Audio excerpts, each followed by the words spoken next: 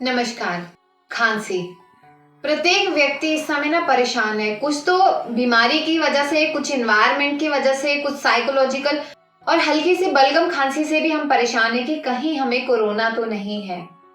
तो सबसे सस्ता और घरेलू उपचार और 100% इफेक्टिव, चाहे सूखी खांसी है चाहे बलगम है, आपको क्या करना है, बाजार से आपको जो है थोड़ी सी फिटकरी लेके आनी है, यानी कि लगभग 10 से 20 ग्राम के करीब आपको फिटकरी लेनी है। उसे अच्छी तरह पीसना है और एक लोहे की कढ़ाई लेनी है। बिल्कुल लोहे की कढ़ाई लेनी है, नॉन स्टिकी पैन नहीं यूज करना है। उसमें आपको उस फिटकरी के पाउडर को डालना है और धीरे धीरे करके उसे पकाना है। जब आप उसे पकाना शुरू करेंगे तो आप देखेंगे कि उसके पूरे खीले बनना शुरू हो जाएंगे, यानी वो पूरा फूलना शुरू कर देगी।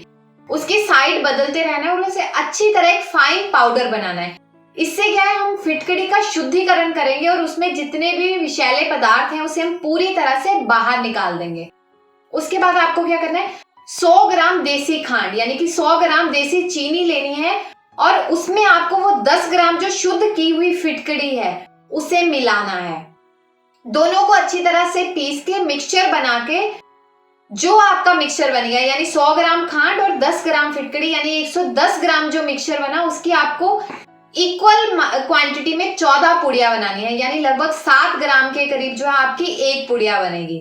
उसे बनाकर रखना है और 14 दिन तक रात को सोने से पहले जिन्हें सूखी खांसी है उन्हें गर्म पानी के साथ इसका सेवन करना है, मात्र एक पुड़िया का। और जिन्हें बलगम आ रही है उन्हें गर्म दूध के साथ सेवन करना है। देखिए, अनुपान जो है आयुर्वेद में सबसे ज्यादा महत्वपूर्ण है और इस चीज का ध्यान रखना है। जिनके गले में बलगम गिर रही है, कुछ लोग कंप्लेंट करते हैं कि नाक से कुछ चीज ऐसी है जो गले में हर वक्त बह रही है, तो ध्यान रखना है। जिन्हें सूखी खांसी है उन्हें गर्म पानी के साथ और जिन्हें बलगम आ रही है उन्हें दूध के साथ सेवन करना है।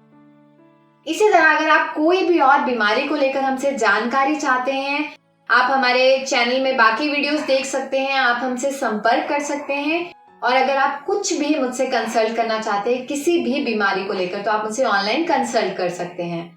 धन्यवाद।